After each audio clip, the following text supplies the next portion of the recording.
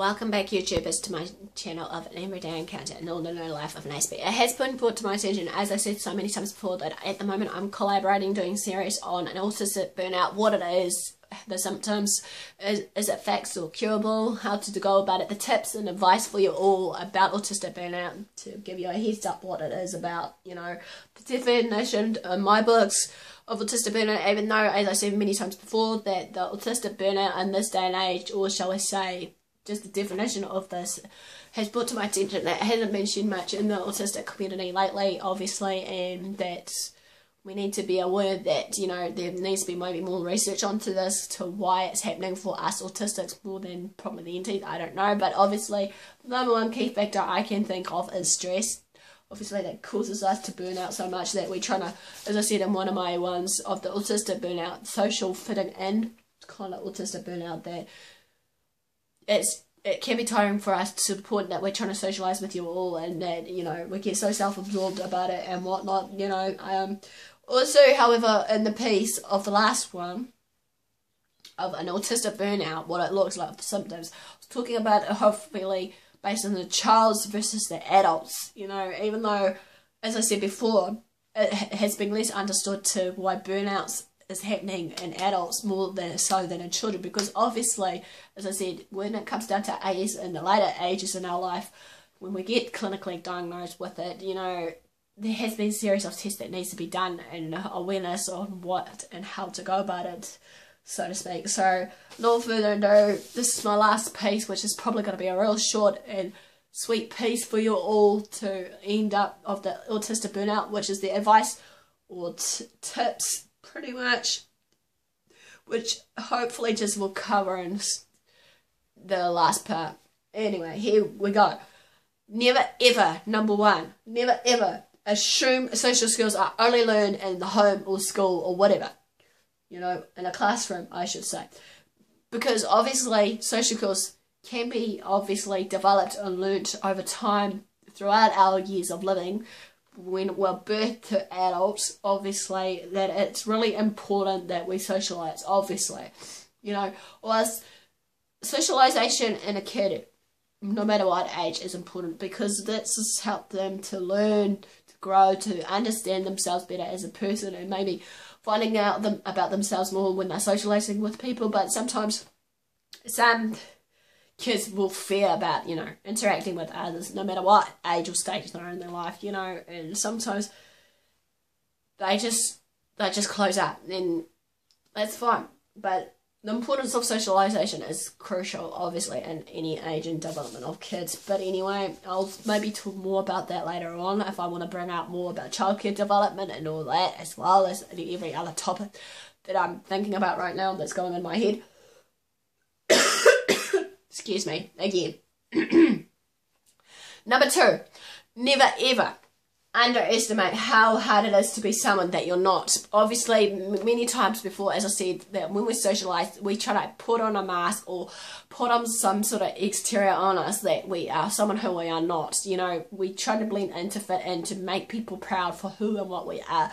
But then, you know, I feel that we shouldn't, because neurologically this means, in my mindset, when we try to blend in, to fit in and be someone that we're not, as I said before so many times before, when it comes down to socialising, it can be so tiring and exhausting to the point that obviously it will lead us to burnout and whatever else it may be. Anyway, number three, never ever assume that NT social skills are better than our skills put together. They are the only ways for us to succeed. Obviously, as I've said so many times before, that when it comes down to socialisation or anything in general, when it comes down to fitting in or whatever, there are other ways that we can go about different skill sets. Everyone's different in how they handle different skill sets of what they have. Everyone has their strengths and weaknesses, regardless what it may be. Be it like, you know, at the moment I'm getting the courage now, as I said before, my weakness was obviously talking in front of people, you know, one-on-one or just in a group of people around me. But now I'm starting to have that courage. But it depends on how big of a people, obviously, now with me. But I am starting to gradually take little steps towards that success that I want to actually talk more to people, regardless what it may be. You know, hopefully that it will get better over time, obviously. You know, even though when I first started out talking to people, I used to stutter, I used to have my mental breakdowns and versus my miscommunication versus my every other thing that was going on around me when I was younger. Sort of thing. It still does to the day, still interrupts me in my everyday living, but I don't let that stop me. You know, I still try to push on through regardless of it all, and that at the moment that many people can't shut me up, obviously, when they've noticed that, you know, I'm talk, you know, talk the talk, walk the walk, whatever the saying goes, but you know, it's just me. You know, I'm kind of bubbling full of energy and maybe full of ideas, even though my ideas may not fit to the realm of what others may see in me or see in themselves about those ideas, but that's fine by me also. Anyway, number 5. Never ever underestimate the importance of like people, friends for social interactions and practicing of ASD social skills. What I mean there is basically, you know, when it comes down to it, we feel that we want to be accepted, liked by everybody, obviously. You know, who doesn't, you know? We want to blend in and fit in and just be like the rest of them. But like I said, it's okay to be different. It's okay just to have our own original DNA makeup of who and what we are. It doesn't matter if we have some sort of imperfection going on of some sort, like, be it like, as I said before, my weakness of sometimes I used to stutter, you know, having the fear of speaking in public. So now I'm trying to, you know, bring out myself out to you all while I'm reaching out to you and sharing my life journey and stories so far with my AS and my, you know, downfalls versus my successes and whatnot. But hey, sometimes, however, we feel that we need to have friends, even though some of us people with autism don't feel that we have that many friends in the first place. I've been on a page on Facebook that many people have been saying that they're finding it real hard to fit in and blend in and trying to make friends because obviously many of the ENTs are so judgmental and critical about us, about how we go about our living and stuff. Even though, yes, okay, as I said before, we're different, but handle us with care. You know, you never know. Regardless if you think that you've got only with your problems that may occur in life, you may have one problem. We might be able to look beyond that problem and actually solve it for you and actually look at it in a different light. You know, as I said before, many of us may take that step to actually find out more solutions to that one problem, because obviously at the end of the day we need backup plans and whatnot to hopefully make us function.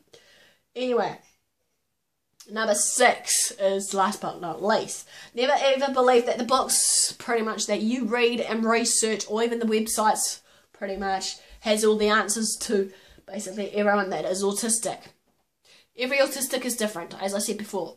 You know, no matter what age and stage in life they are. Many of us autistics have the same struggles, but in different ages and stages maybe in those struggles. But regardless of all those struggles and that, there will come a point that we will actually shine out and actually do something. Also, never ever assume though with these answers to everyone who is autistic, I'll say this, it's different when a burnout does occur or show up unexpectedly. Like I said in one of my videos, if you've guys been watching, about my Dear Anxiety letter as well as the Dear Depression, you know, maybe I should do a Dear Burnouts letter. I don't know, you know, just to tell you how it feels like with me when it's a burnout stage, you know. So to conclude this, okay, basically, to what I've been sharing so far about, you know, all this autistic burnout, it's okay to stim, it's okay for us to have time out, even if people may not agree with it. You know, you guys obviously are entitled for your R&R, why can't we? This is what I don't get. That sometimes, like I've told myself so many times before, Kieran, slow down. You're no superwoman. You can't do everything in one day. I'm trying to learn that right now, even though someone said that and it's someone's dad. I can't be no superwoman for that one person or for the whole people of this world, you know, unless I look after them. Number 1, which is me. Obviously, as you guys know, I'm so loyal to the point that I do actually look out for others and hopefully maybe other people around me will look out for me as I have with them. But what can I do? You know, I know everyone's different, and I know that everyone may not understand me and they'll just leave me in the gutter or whatever, with all these haters going at me, you know, 90 mile a minute. It's okay to, obviously, as I said, to have the time out for ourselves, regardless what it may be, to recover, so that after that meltdown or burnout stage, we are ready to recover and ready to be on top of the world again, you know, as the saying goes, or ready to face the world again, and actually maybe find a different solution to that perspective of why we burned out in the first place. Sometimes, as I've said to one of the person, I don't know if he'll be watching this one, but he'll probably tell me off for sharing this, but I said that not all answers come at once. He thinks that it does through books, through science, through whatever, but sad reality, sometimes we want answers right now. Sometimes what we go through in our life, not all answers come at once. You know, we have to work for what we do, regardless of what's going on in ourselves. Anyway, in conclusion, also, what I've written here is find out what you like to do before and when a burnout occurs or not occur, you know, so that you know when that burnout occurs, that you can slow down and actually maybe take a step back from it and just say, well, hang on, this is basically not it. This is not me, you know, or something along these lines. Excuse me. Last but not least, be yourself, be happy, be true, be real. No matter what, obviously, you know, in this day and age, we have to be someone we're not, obviously, and it's a sad reality. Many people have said that I'm too honest, I'm too real, I'm too whatever. I actually kind of blessed with what someone said to me about it, because obviously in the long run, I am who I am. You know, I am human, regardless of this mask of everything that I'm diagnosed under, the depression, the AS, and OCD, and everything else that's maybe still unknown at the moment of these diagnostics, but I know there are certain other bits that I feel in myself ain't right, or, you know, ain't going to be right until either A, I seek out to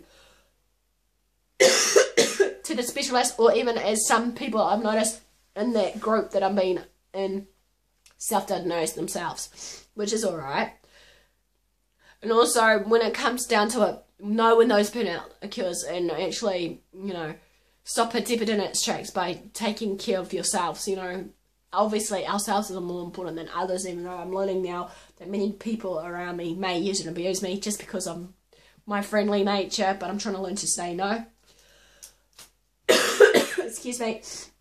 Thanks for watching, guys. Give me a thumbs up of this channel series, or just a thumbs up on this video if you've come across it, sort of thing. Obviously, you came on this channel for a reason, obviously, you know, which is good, because obviously I'm hoping that I'm doing my job of creating that awareness and understanding of these different conditions, not just my AS, but other ones around me, sort of thing. Pretty much comment if need be below while I've got my videos rolling with yous. Also private message me if you've got a problem regardless, or a suggestion, maybe a suggestion of a topic sort of thing that you may want me to share, or based on my experiences that you may want to know about, or just in general. You know, my contact details should be below hopefully on these videos, you know, if you want to, you know, be in touch with me. So, in all further ado, this is the end of the series of the Autistic Burnout. Thanks for watching, guys, and I'll see you all soon.